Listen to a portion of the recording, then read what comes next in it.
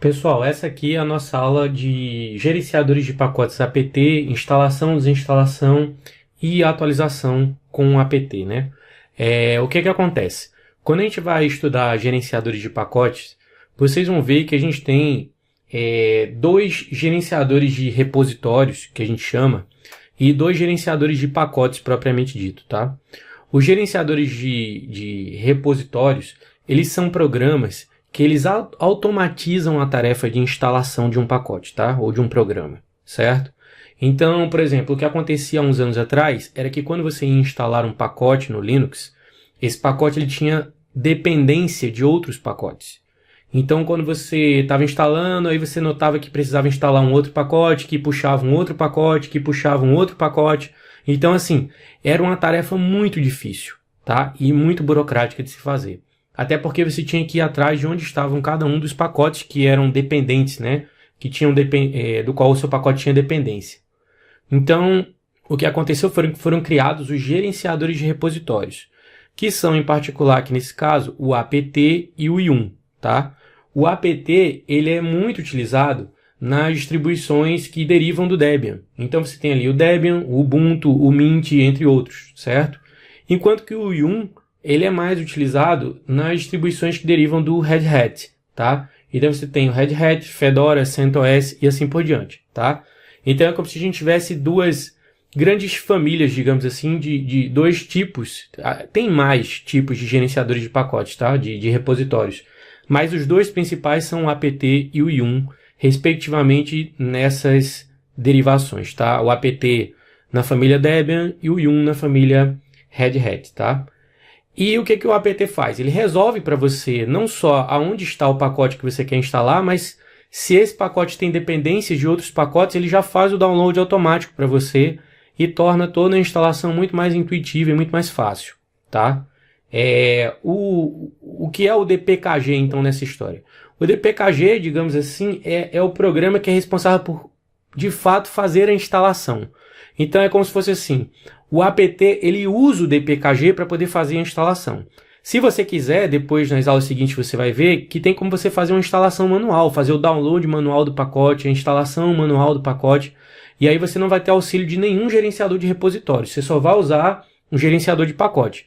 Nesse caso aqui em particular o dpkg e o RPM, que digamos assim, o dpkg está para o apt, ou seja, o dpkg, que é um gerenciador de pacotes, está para o apt, que é um gerenciador de repositórios, assim como o RPM, que é um gerenciador de pacotes, está para o yum, que é um gerenciador de repositórios.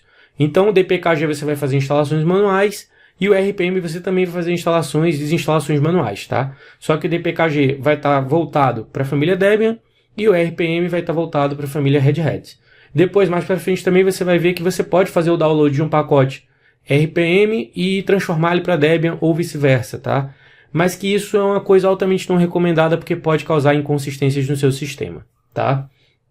Aqui, eu estou mostrando que o padrão Debian, que é o que o apt usa, ele usa arquivos, né, de extensão .deb, que são os pacotes que você está baixando, tá?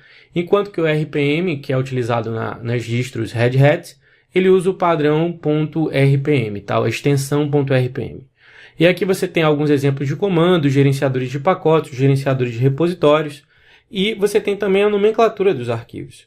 E aí você perceba ali que os arquivos, quando você baixar, eles vão ter uma maneira como eles são escritos. Então você tem o nome da versão, ponto a revisão, o Debian Codename, a arquitetura, que é para dizer se ele está em 64 bits ou em 32 bits, por exemplo. Aqui você está vendo o Samba na versão 3, revisão 6.6, e você tem ali o Debian Codename, ele tem lá 6 mais Deb 7U12 e a arquitetura dele é a i386, que é um pacote de 32 bits, tá? E da mesma forma você tem para o RPM, certo? Então, vamos lá começar a conhecer o gerenciador de repositórios apt, que é o que é mais utilizado, tá? E é o que vocês vão usar aí no Ubuntu ou no Debian, para quem tiver optado por o Debian ou algumas das variações dele. Então, o apt, o que ele vai fazer? Ele vai baixar pacotes em .deb juntamente com as suas dependências, tá? Para que você não precise ficar se preocupando o que eu preciso para poder chegar no ponto final, que é instalar o programa que eu preciso, ou instalar o pacote que eu preciso. e ele aplica o dpkg para fazer a instalação automaticamente, tá? Então o dpkg ele roda, digamos assim, como sustentação para o apt.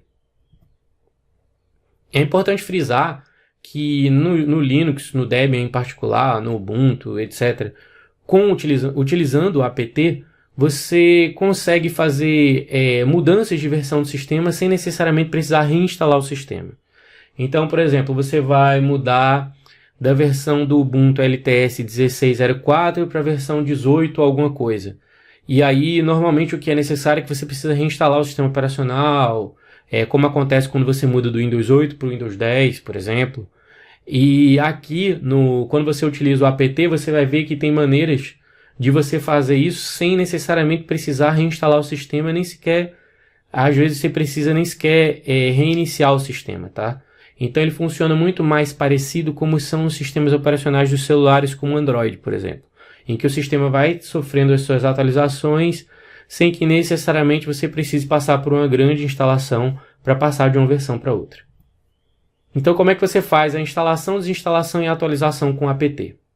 Bem, esses aqui são os 3 comandos, digamos assim, clássicos para você fazer instalação e atualização com o apt, tá? É o apt-get update, que a gente já viu em outra aula, que ele faz a atualização da base de dados, de onde estão os pacotes. Então, digamos assim, essas instalações elas acontecem referenciadas numa base de dados local. Então, quando você quer instalar um pacote, o apt ele vai olhar na sua base local para ver onde esse pacote está. E essa lista, né, essa database onde os pacotes estão, qual é a última versão do pacote, etc., ela tem que ser constantemente atualizada para estar sincronizada com as informações dos repositórios, tá? Então, o apt-get ele faz isso. O apt-get update ele faz isso. Ele atualiza a sua lista nos repositórios, tá? Enquanto que o apt-get upgrade ele checa para ver todos os pacotes que você tem, confere para ver se existem versões mais novas desse pacote. E aí, existindo versões novas, ele vai fazer a instalação dessas novas versões, tá? Enquanto que o apt-get dist upgrade, ele já vai funcionar de uma maneira um pouco diferente. Porque o dist upgrade, ele vai fazer grandes atualizações do sistema, tá? Então, isso aí seria o equivalente a você estar migrando, às vezes, de uma versão, como eu disse antes, um LTS 16.04 para uma 18 alguma coisa, tá? Então, quando você faz isso, não apenas você vai instalar novos pacotes, como às vezes você precisa remover alguns pacotes. E o apt-get upgrade ele não remove, tá? Ele pode deixar o pacote lá como obsoleto, mas ele não remove. E o apt-get dist upgrade ele vai fazer isso, vai fazer remoção do pacote quando for preciso. Agora é uma coisa um pouco mais arriscada, porque você pode ter algum problema depois no sistema, tá? Não sempre isso acontece, obviamente, na maior parte das vezes você vai conseguir fazer a atualização, mas digamos que o dist upgrade ele faz uma atualização mais agressiva, tem mudanças mais drásticas no sistema, tá? Então você tem lá o apt-get update, apt-get upgrade e o apt-get dist upgrade, tá? Geralmente você usa menos frequentemente o dist upgrade, tá? E usa mais o update e o upgrade. Mas essas sintaxes vêm mudando, tá? Então, para simplificar esses comandos, a parte do traço get ali hoje desapareceu.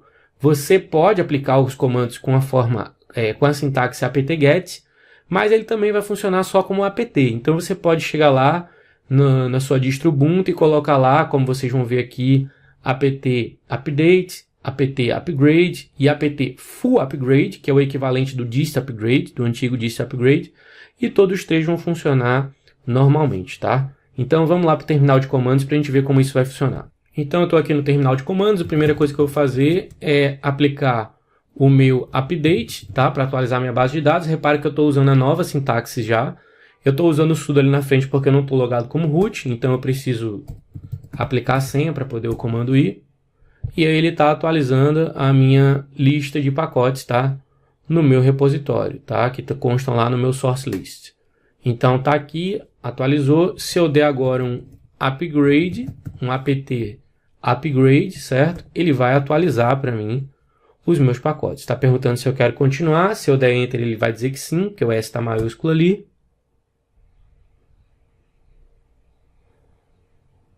E agora sim, ele completou aqui a minha instalação, tá? Fez o meu upgrade da máquina, tá? Da mesma forma, você pode chegar aqui e colocar um apt full upgrade e vai funcionar da mesma forma, tá? É importante frisar que os repositórios que guardam os pacotes .deb, eles são muito mais ricos do que os repositórios que guardam os pacotes em RPM, tá? Digamos assim, se você usa o apt, você vai ter essa vantagem de ter mais pacotes disponíveis para instalar na sua máquina, tá? Do que se você usa uma máquina que deriva do Red Hat, que vai usar repositórios RPM, tá? Mas como eu disse, em caso de emergência, você pode usar um programinha para fazer essa conversão, tá? Dito isso, como é que você pode fazer agora para instalar um programa? Bem, para você instalar um programa é muito simples. Você vai usar, dependendo do que você desejar, o apt-get install ou o apt-get source, tá? Qual é a diferença do install para o source? O source, você tem o código-fonte do pacote. Então, você está baixando para ter o código-fonte do pacote, tá? Porque você pode querer estudar o código-fonte do programa que você quer instalar. Mas o install, ele vai instalar o que a gente chama de binário do pacote, tá? Que é o pacote já compilado, certo? Então ele já foi compilado, já está pronto para ser instalado na máquina. Aí eu vou fazer o que? Eu vou aplicar o apt-get install e o nome do pacote que eu quero instalar, tá? Então, se eu quero o código-fonte para poder fazer alguma alteração de repente no código-fonte e compilar esse código-fonte para depois instalar o pacote, eu uso o apt-get source e o nome do pacote.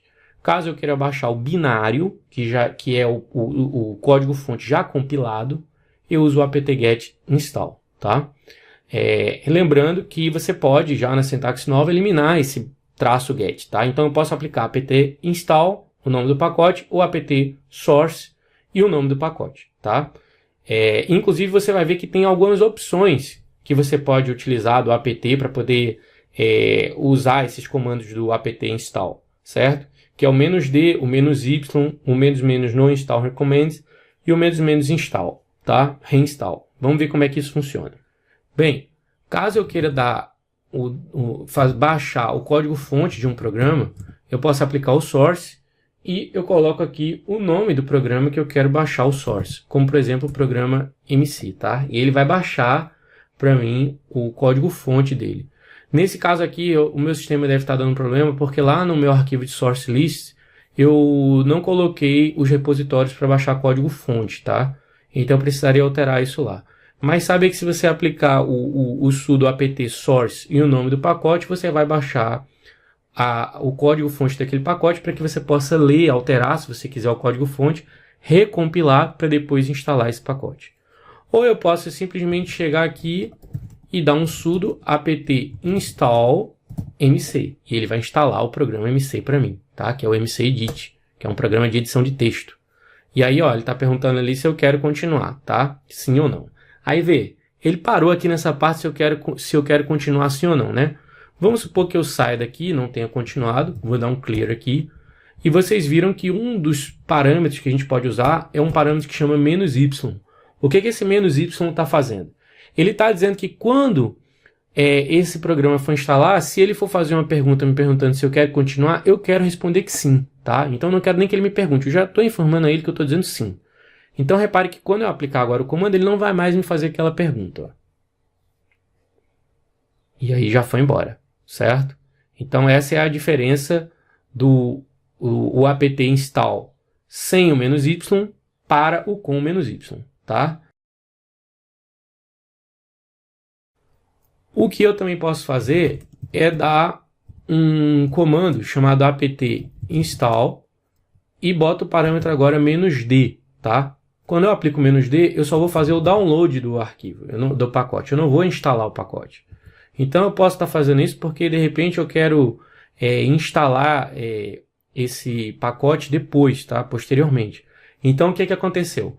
Eu dei aqui o "-d" e vamos supor que eu vou instalar esse pacote tree, mas só depois, no momento que eu não vou estar mais com internet, então eu já quero deixar ele baixado aqui, pronto para ser instalado. E aí você perceba que ele colocou aqui, ó, baixar completo e no modo somente baixar, download only. Então esse "-d" aqui está me dizendo que ele só fez o download, tá? Tanto é que se eu for aplicar aqui o sudo apt remove, que é o comando que eu uso para remover um programa, você vai ver que ele não vai remover nada, porque ele não tem nada instalado, certo? Então, teve 0 pacotes removidos, porque o pacote tree não está instalado, certo?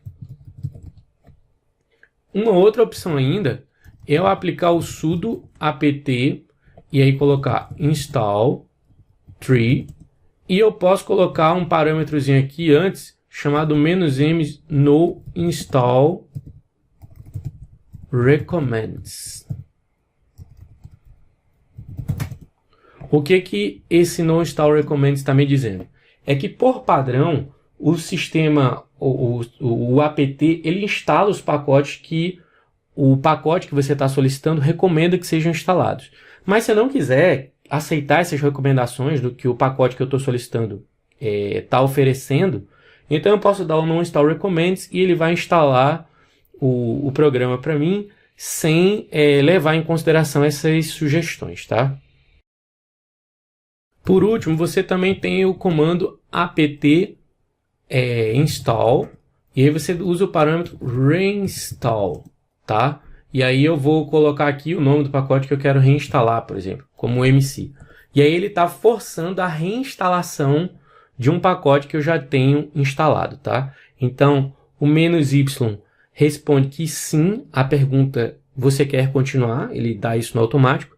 O parâmetro "-d" faz o download, mas não instala. O "-" no install recommends não aceita as sugestões que o pacote que eu estou solicitando para instalar sugere que sejam instalados. E o reinstall força a reinstalação de um determinado pacote que eu já tenho instalado, certo? Vamos então agora às opções de desinstalação de um pacote, tá? E para desinstalar um pacote eu tenho duas opções. Ou eu uso o apt-get remove e o nome do pacote, ou eu uso o apt-get purge e o nome do pacote, tá? Qual é a diferença do remove para o purge? A diferença básica é que o remove, ele remove o pacote, mas ele mantém as informações de configuração que você estava usando naquele pacote. Então, pode ser que um programa tenha feito uma série de ajustes de configuração nele, e eu quero desinstalar esse programa, mas eu não quero remover as configurações, porque no futuro pode ser que eu venha reinstalar esse programa e eu quero que ele volte com as configurações que eu tinha colocado nele, tá? Então, nesse caso específico, eu vou usar o apt-get remove e o nome do pacote que eu quero remover, tá? Ele vai manter lá as configurações. Já na opção purge, apt-get purge e o nome do pacote, ele vai remover tudo, incluindo as configurações que eu coloquei, tá? Esse comando, assim como os outros, ele tem uma atualização onde você não precisa mais usar o get, tá? Então você tem o apt remove, nome do pacote, e o apt purge e o nome do pacote, tá? E com um detalhe, tanto na instalação como na remoção, você pode aplicar vários pacotes simultaneamente. Então eu posso botar, se eu quero instalar vários programas, eu posso botar lá o apt-get install, o nome do pacote 1, espaço o nome do pacote 2, espaço o nome do pacote 3 e assim por diante. A mesma coisa vale para dar o download do código fonte, certo, dos pacotes. A mesma coisa é válida na desinstalação, seja na desinstalação que remove mantendo as configurações dos pacotes, ou seja, dando um purge para remover completamente, fazer uma desinstalação 100%, tá? Para ambos os casos, eu posso instalar pacotes ou desinstalar pacotes simultaneamente. Então, vamos só aplicar aqui um apt, certo? E vou colocar aqui um apt remove, tá? Para remover o MC, por exemplo, que eu instalei, eu posso remover junto com ele o free. E aí eu apliquei aqui, ó, ele me parou ali me perguntando, então vamos fazer mais uma coisa? Vamos, além de aplicar esse comando, já que ele vai me perguntar se eu quero continuar, eu vou botar aqui um "-y", tá? E aí você vai ver que ele vai remover os dois e não vai me perguntar nada. Lembrando que nesse caso remove, eu estou mantendo as configurações desses dois pacotes, tá? Caso eu queira remover inclusive as configurações, aí eu tenho que substituir o meu remove por um purge, certo? E aí sim ele vai remover 100% esses dois pacotes do meu disco, certo? E por último a gente vai ver as opções do auto clean e o clean, tá? O que acontece? Quando você faz o download de um determinado programa, ou você instala um determinado programa, esse programa primeiro precisa ser baixado para o seu computador. E quando ele é baixado, ele é armazenado nesse diretório aqui, o /var barra cache barra apt barra archives, tá? Então ele fica lá, colocado lá, digamos assim, em backup, tá? Um programa qualquer que você tenha baixado para poder instalar. E aí o que pode acontecer é que no futuro você queira remover esses pacotes que foram baixados no passado e que você acha que é desnecessário manter eles ali, tá? Porque você já está usando o programa e não precisa mais do instalador desse programa, tá? E existem duas maneiras de você fazer isso. Ou você aplica o AutoClean ou você aplica o Clean. Qual é a diferença do AutoClean para o Clean? O Clean, ele remove os pacotes, apenas os pacotes que eles são obsoletos, tá? Então, se você se você fez o download de um pacote e você está usando uma versão mais nova desse pacote, depois que você fez um upgrade, por exemplo, não é mais necessário ter aquela cópia lá obsoleta armazenada no /var, /cache, /apt, /archives. Então, você vai com o AutoClean só remover os pacotes de instalação que estão obsoletos. Enquanto que no Clean você vai fazer uma remoção total de todos os pacotes que estão nesse diretório, tá? Vamos ver como isso funciona na prática. Então eu estou aqui, eu vou dar novamente um apt install, só que eu vou fazer apenas o download, tá? Do pacote MC, tá? Então fiz aqui o download do pacote MC, certo? Fiz o download dele, ele agora tem que estar lá dentro daquele diretório que eu citei. Então vamos dar um "-sl" para a gente ler em formato de lista o diretório /var, /cache, /apt, certo? /archives, tá? Vamos ler o que tem lá dentro. Aqui, nesse caso, eu vou ler todo o conteúdo do diretório, tá? Então, tá aqui, ele abriu o resultado para mim. Tá aqui todos os instaladores que eu tenho na minha máquina, tá? Que eu baixei eles no passado. Repara aqui que a gente tem um total de 341.440, tá? Quase 350 mil, tá? E aí o que acontece? O meu MC deve estar aqui dentro. É só aplicar um pipe grep, que é para fazer um filtro, que eu estou procurando só pelo MC. Aí eu encontro aqui, ó, o pacote MC que eu fiz o download, tá? Olha lá, o MC, a versão, a arquitetura de 64 bits, a extensão dele .deb e etc, tá? Então ele está aqui. O que pode acontecer agora? Eu posso querer aplicar um AutoClean para poder limpar apenas os pacotes que estão nesse diretório e que eles já estão obsoletos, eu não preciso mais deles, tá? Então o que eu vou fazer? Deixa eu dar um clear aqui para limpar a tela. Sudo apt AutoClean, certo? E aí o que eu vou fazer agora? Fez uma exclusão dos pacotes obsoletos. Se eu aplicar de novo aquele comando para ler o que tem dentro desse diretório, provavelmente a gente vai ver agora que ele tem menos do que aqueles quase 350 mil pacotes que existiam antes, tá? Então vamos ver aqui esse resultado. Ó, desceu de 350 mil para 290 mil, tá? Então eu tenho bem menos pacotes, ele fez uma limpeza. É assim que o AutoClean funciona, tá? E além do AutoClean, eu posso aplicar o Clean. O Clean ele vai zerar praticamente tudo que tem dentro desse diretório aqui, o /var, /cache, apt, archives, tá? Então vamos ler ele novamente aqui dessa vez. E aí, olha, dessa vez ele só tem um total de 4 itens aí dentro desse diretório, tá? Então o AutoClean remove apenas os pacotes dentro desse diretório que eles já estão obsoletos e o Clean remove todos os pacotes que estão dentro desse diretório aí, tá? Eu espero que tenha ajudado e até a próxima aula.